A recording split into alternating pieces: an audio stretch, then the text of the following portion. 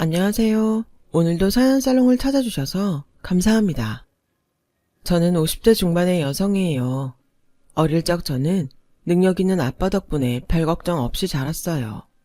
하지만 중학교 3학년 때 갑작스러운 사고로 아빠가 돌아가시면서 평범했던 저의 생활은 끝나고 말았어요. 그때부터 저는 아빠 없는 아이라는 꼬리표를 달고 살아야 했으니까요. 결혼 전 대학교 강사였던 엄마는 시간이 될 때만 했던 과외 경험을 살려서 공부방을 차리고 본격적으로 학생들을 가르치셨어요. 원래 설명도 잘하시고 원리를 잘 짚어주셔서 저도 학원에 다니지 않고 엄마한테만 배웠었는데 그런 엄마가 공부방을 열자 금방 입소문이 나서 학생들이 계속 들어왔어요. 저는 어릴 적부터 미술에 소질이 있다는 말을 많이 들어서 미대를 가려고 공부 중이었어요. 하지만 어린 제 생각에 미술 공부를 계속하면 엄마한테 너무 부담이 될 것 같았어요. 엄마, 나 미술 그만할래. 하다 보니까 너무 어렵고 힘들어. 지금부터라도 공부 열심히 해보려고. 선생님들이 붓지는 거, 연필 잡는 것만 몇 시간씩 시켜도 아무 말 없이 다 하던 애가 무슨 소리야. 뭐든지 공부하다 보면 어려울 때가 닥치는 거야. 그때를 잘 넘겨야 다른 일을 해도 극복할 힘이 생겨. 미술로 꼭 대학 안 가도 되니까 일단은 계속 배워봐. 근데 대학 안 갈 거면 굳이 이렇게 비싸게 가입까지 하면서 배울 필요 없잖아. 나 돈 안 드는 공부할래. 레슨비랑 재료비 때문이라면 걱정할 거 하나도 없어. 아빠가 수희 너 태어났을 때부터 대학 보낸다고 저금해 놓은 걸로 너 배울 만큼은 다 감당할 수 있으니까 넌 열심히 하기만 해. 엄마는 처음부터 제가 돈 때문에 미술을 그만두겠다고 한 걸 눈치채고 있었어요. 그래서 거짓말이 아니라는 걸 알려주려고 아빠 통장까지 보여주셨죠. 통장을 보는데 아빠의 마음이 느껴져서 뭉클해졌어요. 저는 전보다 더 열심히 해서 엄마 아빠의 응원에 보답하려고 했어요. 대학도 제가 4년간 장학금을 받을 수 있는 곳으로 지원해서 넉넉한 점수로 비교적 쉽게 합격했죠. 우리 딸 장하다. 남들은 재수 삼수도 하는데 이렇게 한 번에 들어가고 장학금까지 받고 너무너무 고마워. 라며 엄마는 저를 끌어안고 눈물을 글썽이셨어요. 저는 대학에 가서도 좋은 학점을 유지하며 대형 미술학원에서 아르바이트를 했어요.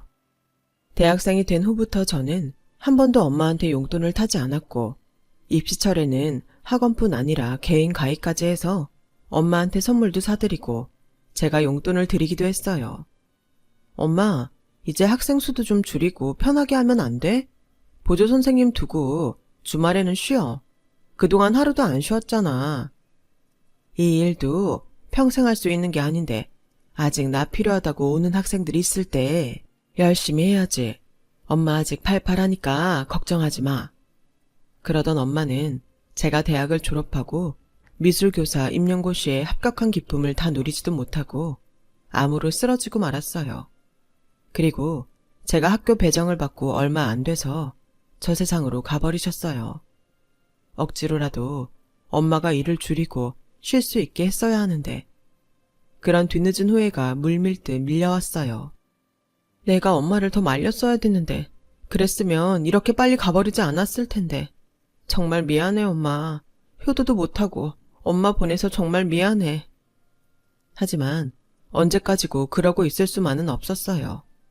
학교에는 제가 맡은 학생들이 있었고 그 아이들을 가르쳐야 했으니까요.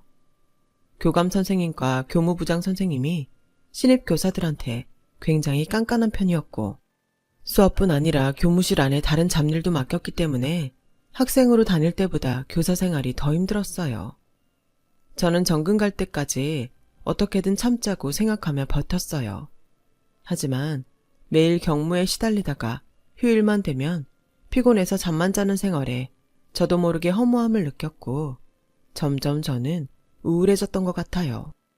그 즈음에 지역 노인들에게 그림 교실이 있는 걸 알게 됐어요. 그림을 배우고 싶은 어르신들은 많은데 선생님이 부족하다고 하더라고요. 돈은 거의 받지 않은 거나 다름없었지만 좋은 일을 하고 싶어서 신청을 했죠. 그랬더니 바로 연락이 와서 돌아오는 주부터 격주로 지역센터에 가서 노인분들에게 그림을 가르치게 됐어요. 나이가 들면 다시 어려진다고 하던가요. 어르신들은 정말 천진난만할 정도로 즐겁게 그림을 그렸고 가르치는 저도 그런 분들을 보며 보람찼어요. 그러다 보니 그림교실에 정이 붙어서 누가 시키지도 않는데 교실 청소도 하고 간식 준비도 해서 나눠드리곤 했어요. 센터 직원들이나 저한테 배우시는 분들이 그런 저를 칭찬했지만 저 스스로 의미 있는 시간을 갖고 싶어서 했던 일들이었죠. 그 시간들은 제게 힐링이 됐고 덕분에 학교에서 버틸 수 있게 됐어요. 전보다 스트레스도 덜 받았고 학생들 가르치는데도 도움이 됐거든요. 교감이나 교무부장이 뭐라고 해도 그러려니 넘어가게 되더라고요. 지역센터에 꾸준히 나가다 보니 제가 맡은 반이 아닌 어르신들과도 인사를 하게 돼서 두루두루 낯이 익었어요. 그 중에 노인분들 중에서는 좀 젊은 축에 속하는 할머니가 계셨어요. 김수희 선생님은 항상 열심히 해서 참 보기 좋아. 나 다음 달에는 선생님 반도 신청해서 2개 들을 거야. 그러면 실력도 더 빨리 늘겠지? 지금도 충분히 잘하고 계시는데요. 너무 무리하지 마시고 체력 되시는 만큼만 차근차근 하시다 보면 엄청 잘 그리게 되실 거예요. 내가 김수희 선생님한테 배우고 싶어서 그러지. 근데 반을 바꿔버리면 우리 반 선생님이 섭섭하지 않겠어? 그러니까 2개 듣는다는 거지. 그러시면 시간 되시는 날 제가 조금 봐드릴게요. 어르신 말씀대로 다른 선생님이 섭섭해 하시잖아요. 아유, 고마워. 안 그래도 여기 안 오는 휴일에는 참 척척했는데 그렇게 말해주니 너무 좋네. 자녀분들하고 같이 안 사시나 봐요. 우리 애들은 다 외국 가서 지들 할 일 하며 잘 살아. 영감 먼저 가고 이제 나 혼자 있으려니 사람이 그리울 때가 많네. 선생님 부모님은 참 좋으시겠어. 이렇게 이쁜 딸이 옆에 있으니 말이야. 저희 부모님은 2분 다 돌아가셨어요. 아휴, 이걸 어쩌나. 내가 주책을 떨었네. 미안해요, 선생님. 괜찮아요, 어르신. 이제 다 적응했는걸요. 그 후로 저와 할머니는 급속도로 친해졌고 점점 서로의 속사정도 얘기하는 사이가 됐어요. 주로 제가 학교 일이나 사랑관계 같은 걸 얘기할 때가 더 많았죠. 한 번은 센터 수업 날이 아닌 날에 할머니를 만나기로 하고 약속 장소에 갔는데 30분이 지나도 안 오시더라고요. 이런 적이 없었고 못 오거나 늦으면 꼭 연락을 하셨기 때문에 걱정이 됐어요. 다행히 저에게 할머니 집 주소와 전화번호를 갖고 있어서 전화를 몇 번 해보다가 계속 안 받으시길래 서둘러서 할머니 댁으로 찾아갔어요. 할머니 아파트는 꽤 높은 층이어서 엘리베이터를 타고 올라가며 별일 없기만을 빌었어요. 그런데 현관문이 빼꼼히 열려 있어서 안을 보니 할머니가 바로 앞에 쓰러져 계신 거 아니겠어요? 문을 열고 나오려다 그렇게 되신 것 같았어요. 할머니, 정신 차려보세요. 할머니, 저 알아보시겠어요? 저는 할머니가 눈을 살짝 뜨는 걸 보고 바로 119를 불러서 할머니와 같이 병원 응급실로 갔어요. 아무래도 혼자 계시다 보니 잘 안 챙겨 드셔서 영양실조에 빈혈이 오신 것 같네요. 골다공증도 있고 옆에서 누가 좀 챙겨드리면 좋겠어요. 일찍 발견해서 다행이지 큰 병이 아닌 것 같아도 그 상태로 오래 계셨으면 어떻게 되셨을지 몰라요. 라는 의사의 말에 안심하면서도 한편으로 할머니가 짠하고 불쌍했어요. 집도 좋고 부유해 보였는데도 영양실조라니. 노인분들이 혼자 사시는 게 정말 안 좋구나 라는 생각을 했죠. 저는 그 후 퇴근하면 할머니 댁에 들러서 밥도 챙겨드리고 아픈 데는 없는지 살펴보았어요. 할머니, 몸 안 좋은 데 있으면 저한테 증상이 어떤지 잘 얘기해 주셔야 돼요. 혹시 입원이라도 하시게 되면 제가 자녀분들한테 연락을 해야죠. 내가 우리 선생님 덕분에 요즘 살도 찌고 심심하지도 않아. 근데 이거 너무 신세지는 것 같아서 미안해서 어쩌지? 그런 말씀 마세요. 저도 엄마 돌아가시고서 어디 마음 붙일 데가 없었는데 이렇게 할머니하고 있으니 엄마랑 있는 것 같아서 좋은데요. 아, 제가 너무 부담되는 얘기했으면 죄송해요. 전혀 아니야. 나도 우리 아들, 딸 외국 간 지 10년도 넘고 보고 싶을 때 제대로 못 봐서 쓸쓸했는데 이렇게 선생님하고 매일 보니까 자식들 생각도 덜 나고 좋은 것 같아. 선생님, 나 이제 선생님 이름 불러도 될까? 막내딸이다 생각하고 싶어서 그래. 라고 하시는데 저도 모르게 눈물이 주르르 흘러내렸어요. 누군가에게서 이런 따뜻한 말을 듣고 싶었던 것 같아요.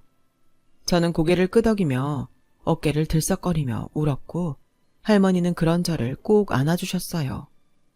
그렇게 할머니와 저의 사이는 점점 가까워졌고 할머니는 농담처럼 밖에 나가서도 저를 우리 막내딸이라고 부르곤 하셨어요.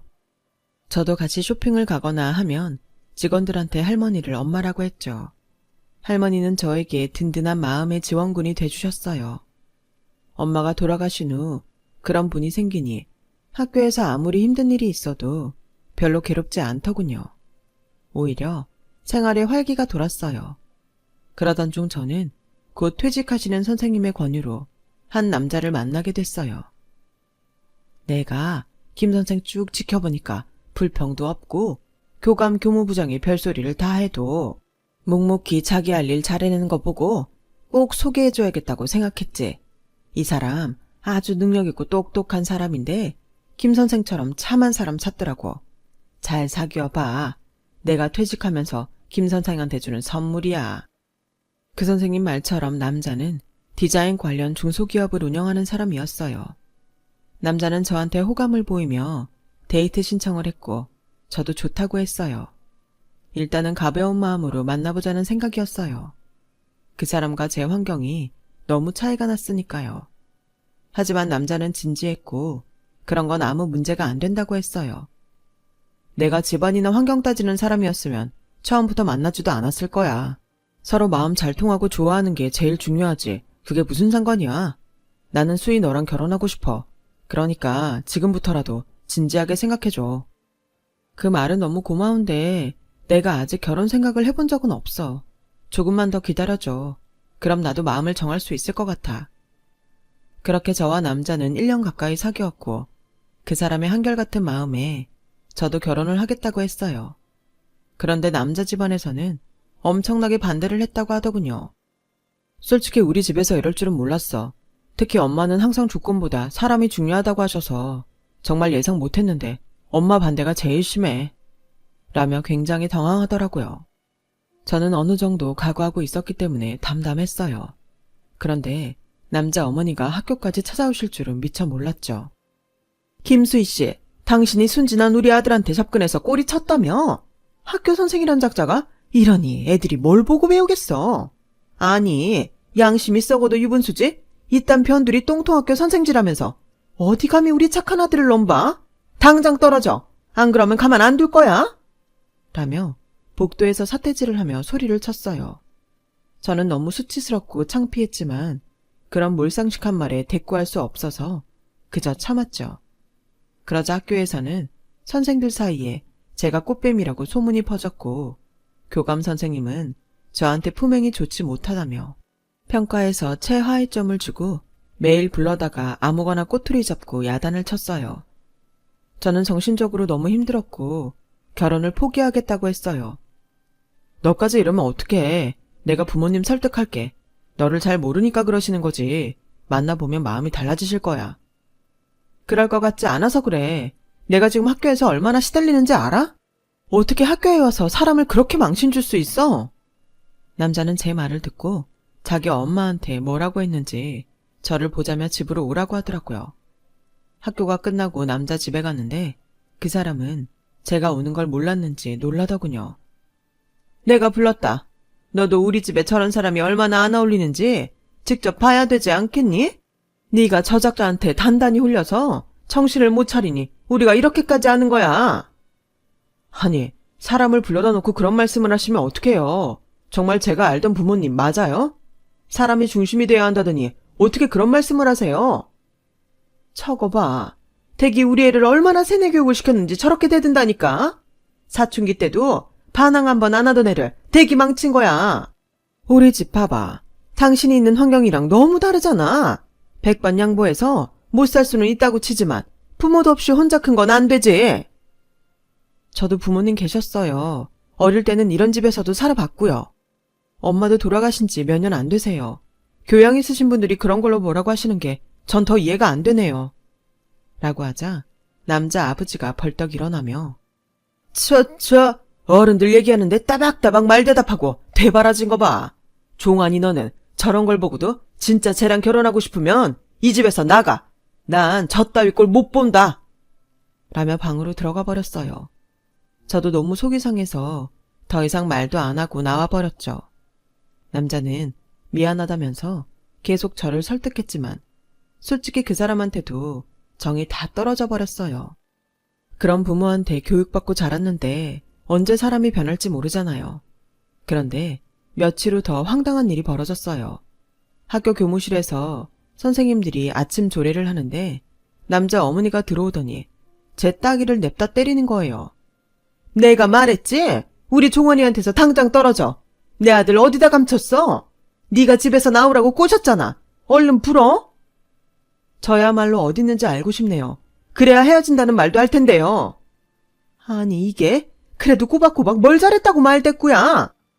하며 제 머리채를 잡으려는 걸 다른 선생님들이 말려서 떼어놨어요. 정말 그날 하루는 최악이었어요. 선생님들은 대부분 저를 동정하고 안타까워했지만 몇몇 선생님들은 정말 제가 문제가 있을 거라고 수군거렸죠.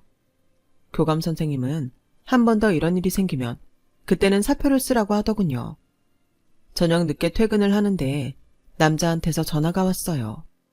내가 부모님한테 강하게 나갔더니 같이 식사 한번 하자고 하셨어. 꼭 나와야 돼. 이거 잘해보자는 신호니까 저녁 먹으면서 마음 풀자. 글쎄 잘 모르겠네. 내가 종환 씨를 말 안 듣는 아들 만들었다고 확신하시던데 정말 마음이 풀리시겠어?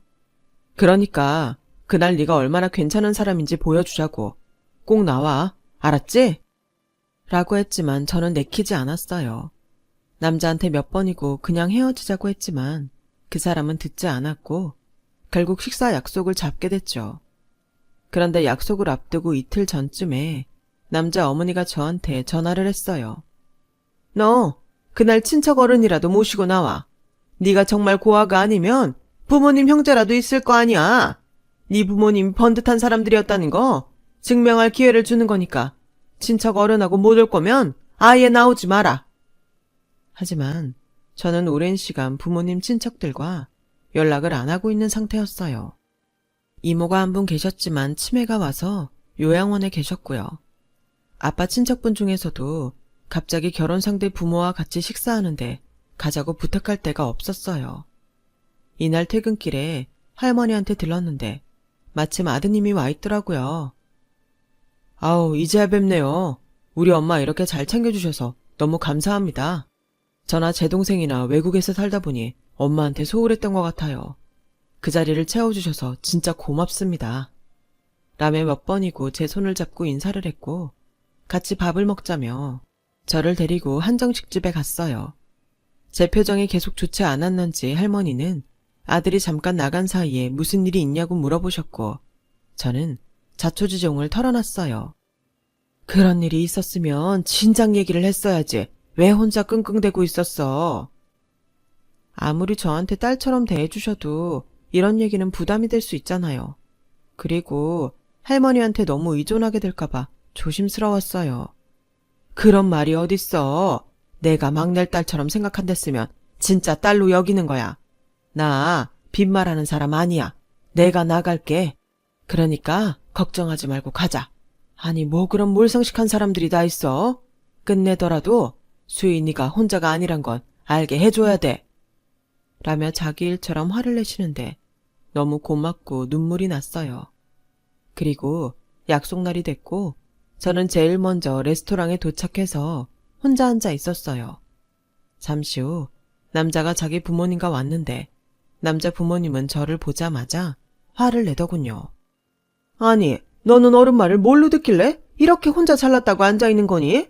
내가 분명히 말했지? 친척 어른이랑 같이 올 거 아니면 나오지 말라고. 엄마, 그새 또 수희한테 그런 말을 한 거야? 대체 왜 그래? 남자와 남자 어머니가 말다툼을 하자 아버지는 버럭 소리를 지르며 총환이 너 이 자식 정신 차려. 이렇게 집안 분란만 만드는 여자가 뭐가 좋다고 우리를 이렇게 수치스럽게 만드는 거냐? 이런 꼴을 보고도 이 여자랑 우리가 밥을 먹어야겠냐?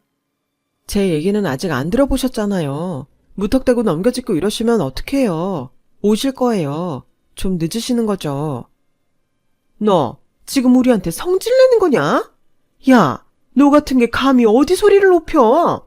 이러고도 네가 부모가 있었네 어쨌네 그런 소리를 짓거려? 천하에 못 베어먹은 것? 제대로 얘기도 못하게 하시면서 제가 제 입장을 얘기하면 왜 그런 식으로 말씀하시는데요? 라며 남자 어머니한테 따지자 남자 아버지는 일어나며 갑시다. 더 이상 볼 것도 없어. 누가 나오든 이딴 집안하고 상대하는 게 아니야. 맞아요. 개똥 같은 학교 미술 선생이 나는 게 우리랑 격이 맞을 리 있어요? 라며 나란히 나가다가 그 자리에서 멈추더군요. 바로 할머니와 할머니 아들이 그 앞에 나타난 거였어요. 남자 부모님은 놀라서 멍하니 두 분을 쳐다보더니 저를 돌아봤어요. 네가 말한 사람들이 이분들이니? 라며 남자 어머니가 아까보다 기죽은 목소리로 묻더군요. 그도 그럴 게 할머니와 할머니 아들이 고급 명품을 너무 세련되게 차리고 나오셨는데 정말 품이 있어 보였거든요. 할머니는 남자 부모님을 차갑게 보시더니 저한테 오셔서 제 손을 잡으셨고 할머니 아들은 남자 아버지한테 명함을 건넸어요. 그 명함을 본 남자 부모님은 얼굴이 창백해지더니 말을 못하더군요. 할머니 아들은 미국에서 크게 사업을 하는 사람이었고 할머니는 강남에 건물을 몇 채나 갖고 있는 속된 말로 큰손이었던 거예요. 저도 그 사실을 몰랐는데 이 자리에 나오기로 한 다음 아들과 얘기하는 걸 들으며 알게 됐죠. 그만큼 할머니는 자신이 가진 걸 자랑하지도 않았고 재산에 비해 검소하게 사는 편이었어요. 너 혹시 우리한테 일부러 말 안 했니? 이런 분들이 너랑 아는 사이면 미리 말을 했어야지. 라며 남자 어머니가 떨며 말하자 할머니는 카랑카랑한 목소리로 누가 그런 얘기를 떠들며 다닌답니까? 천박하게. 내가 아들하고 같이 일부러 일찍 와서 다 들었습니다. 교양머리 없고 못 배워먹은 게 누군데 우리 수희한테 그런 말을 해요. 내가 일부러 오늘 만나자고 했어요. 당신들이 함부로 대하고 애 학교까지 찾아가서 망신 줬다길래 우리 애가 어떤 애인지 보여줘야겠다. 그렇게 마음먹었거든. 아드님은 저희 회사랑 연관 있는 한국기업 외주도 하더군요. 제가 오기 전에 좀 알아봤어요. 그런 작은 외주 하나 하는 회사 사람한테 제 여동생 같은 사람 못 보내겠습니다. 가자 수희야. 라며 할머니 아들이 먼저 나갔고 저와 할머니도 뒤를 따라가는데 남자 어머니가 갑자기 저를 잡더라고요. 혹시 이 일로 우리 총환이 사업에 피해가는 거 아니지? 총환이는 너 좋아했지. 우리가 반대한 거잖아. 우리도 잘 모르니까 그런 거고. 그러니까 마음 풀어. 우리 아들 일감 떨어지게 하면 안 된다 너. 이러고도 우리 딸한테 협박하고 명령하는 겁니까? 어떻게 그렇게 댁들 생각만 할 수 있어요? 진짜 몹쓸 집안이네. 라며 할머니가 버럭 화를 내며 남자 어머니가 저를 잡은 손을 세게 때리셨어요. 남자 어머니는 놀라서 저한테서 손을 떼고 어쩔 줄 몰라 하더군요. 남자 부모님은 주차장까지 저희를 쫓아와서 저희가 미처 몰라봤습니다. 알면 그랬겠습니까?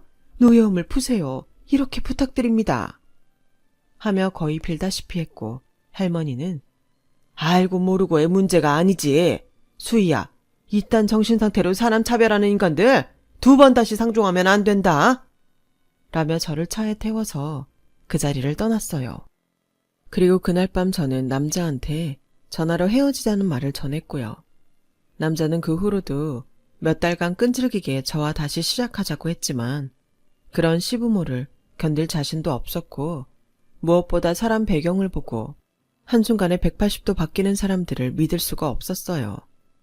그런 부모한테서 자란 남자도 완전히 신뢰할 수 없었고요. 저는 3년 정도 더 혼자 있다가 정근간 학교에서 만난 사람과 사귀게 됐고 할머니 가족분들과 남자 가족들 모두의 축복을 받으며 결혼을 하게 됐답니다. 할머니는 10년 정도 더 사시다가 세상을 떠나셨어요. 저는 할머니 가족들과 함께 장례식도 끝까지 치렀고요. 지금도 그분들과는 진짜 가족처럼 잘 지내고 있답니다. 제 얘기는 여기까지예요. 끝까지 들어주신 분들 모두 감사드리고요. 혹시 힘든 일을 겪고 계신 분들이 있다면 또 좋은 날이 온다고 응원해드리고 싶어요. 다들 행복하시고 건강하세요. 여러분, 사연 댓글에 응원과 현명한 조언 부탁드려요. 좋아요와 구독은 저에게 큰 힘이 됩니다. 오늘도 좋은 일 가득하세요.